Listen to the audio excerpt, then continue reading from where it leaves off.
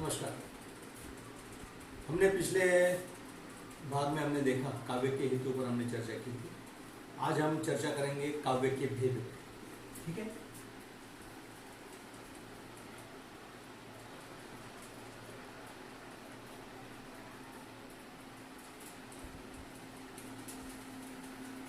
हमने काव्य की परिभाषाओं में देखा था कि जब साहित्यकार कवि अपने भावनाओं का उत्कृष्ट प्रकटीकरण करता है उसे काव्य कहते हैं।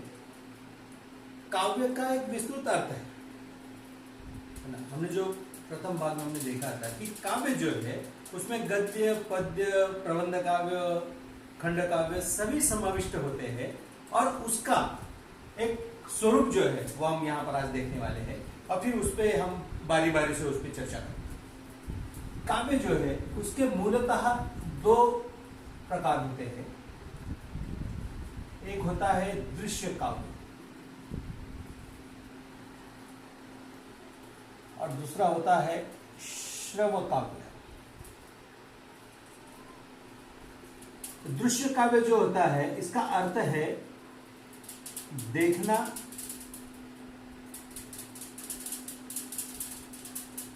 और सुनना,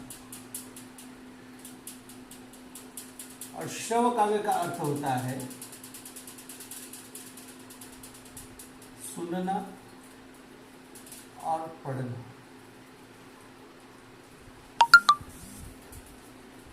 आपने देखा होगा कि दृश्य काव्य मतलब वो काव्य जो देखा जा सकता है और सुना जा सकता है।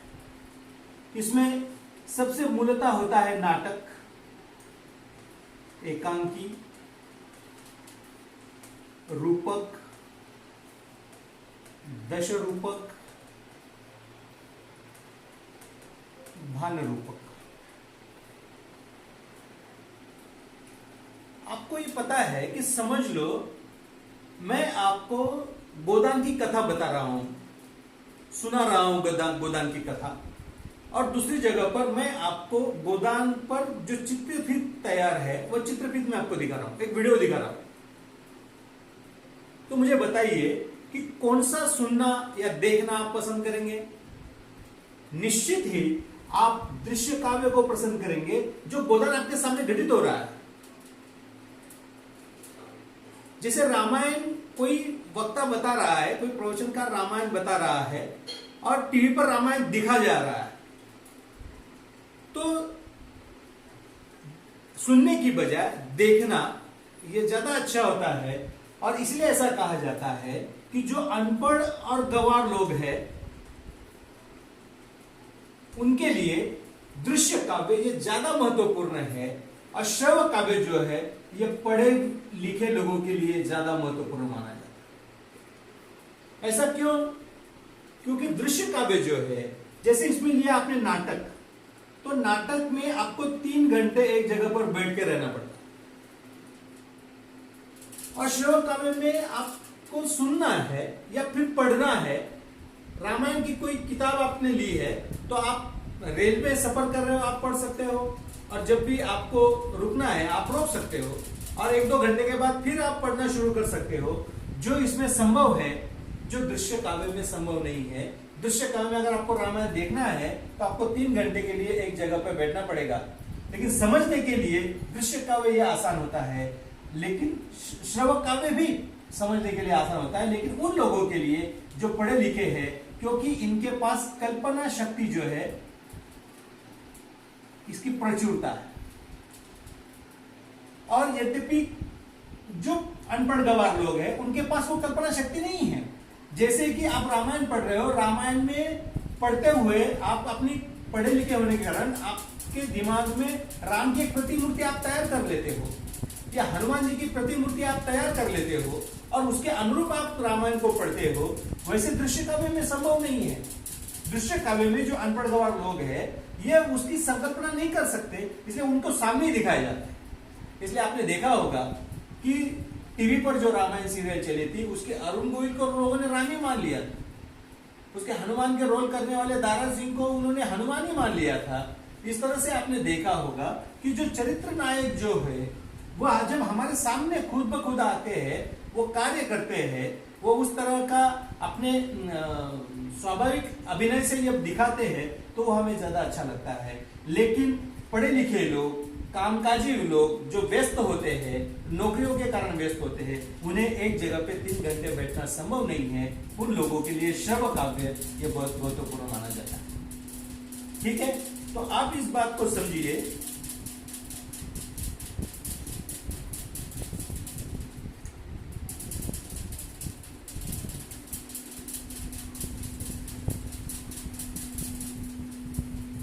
तो जैसे आपने देखा कि दृश्य काव्य में नाटक, एकांकी, रूपक, दश रूपक और भान रूपक होते हैं, वैसे श्रव्य काव्य में 2 प्रकार होते हैं। एक होता है गद्य और दूसरा होता है पद्य। गद्य जो होता है इसमें आते हैं उपन्यास, कहानी, निबंध,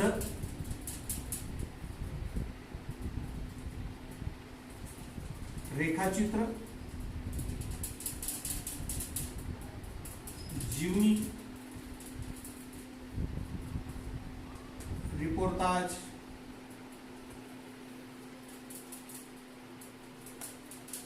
आत्मचरित्र, आत्मकथा, संस्मरण, इनका समावेश किया जाता है जो आप पढ़ सकते हैं। पद्य जो है इसके फिर से 2 प्रकार होते हैं।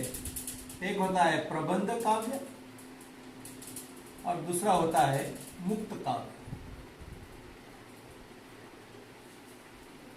गद्य और पद्य में मूलतः फर्क क्या है? गद्य जो है ये छंद मुक्त रचना है और पद्य क्या है? छंद युक्त रचना है। ये छंद युक्त है पद्य और छंद मुक्त है गद्य। ठीक है, तो ये पद्य जो है इसके 2 प्रकार हुए, प्रबंध काव्य, मुक्त काव्य। प्रबंध काव्य में 2 प्रकार होते हैं। एक होता है महाकाव्य और दूसरा होता है खंड काव्य। तो मुक्त काव्य में होता है गद्य काव्य और गीति काव्य। आपको क्या करना है, आज फिलहाल बस इतना ही ध्यान में रखना है कि काव्य के मूलतः 2 भेद है, एक दृश्य काव्य, एक श्रव्य काव्य। दृश्य काव्य वह काव्य जिसे देखा जा सकता है और पढ़ा जा सकता है, देखा जा सकता है और सुना जा सकता है। और श्रव्य काव्य वह काव्य है जिसको आप लोग पढ़ सकते हो और सुन सकते हो, उसे कहते हैं श्रव्य काव्य। दृश्य काव्य में नाटक, एकांकी, रूपक, दश रूपक, भान रूपक ये आते हैं। और अभी आप फिल्में वगैरह, सिनेमा और टेलीविजन पे जो सीरियल चलती है उनका भी आप यहाँ पे समावेश कर सकते हैं। दूसरा जो महत्वपूर्ण है वह श्रव्य काव्य। श्रव्य काव्य जो है वो सुना जा सकता है और पढ़ा जा सकता है, इस तरह का ये होता है। और दोनों में मूलभूत फर्क ये है कि दृश्य काव्य अनपढ़ गवार, सामान्य देहाती लोगों के लिए अच्छा है, श्रव्य काव्य पढ़े लिखे लोगों के लिए अच्छा है। दृश्य काव्य देखने के लिए आपको 3 घंटे, 1 घंटे से लेकर 3 घंटे या 4 घंटे बैठना पड़ता है। श्रव्य काव्य को आप जब चाहे तब पढ़ सकते हो, जब चाहे तब सुन सकते हो, इसलिए श्रव्य काव्य पढ़े लिखे लोगों के लिए अच्छा होता है। और फिर श्रव्य काव्य जो है उसके 2 प्रकार होते हैं, गद्य और पद्य। गद्य मतलब छंद मुक्त रचना जिसमें छंद नहीं है, छंदबद्धता नहीं है। पद्य वह रचना जिसमें छंद युक्त रचना, जिसमें छंद है। और फिर गद्य में ये सारी विधाओं का समावेश होता है।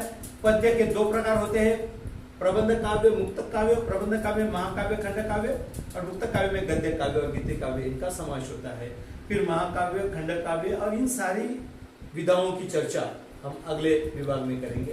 ठीक है, आप इसको ठीक से पढ़िए और अगर कुछ शंकाएं है, कुछ अड़चने आपको है तो आप इस वीडियो के कमेंट में आप लिख सकते हैं, आपका समाधान किया जाए।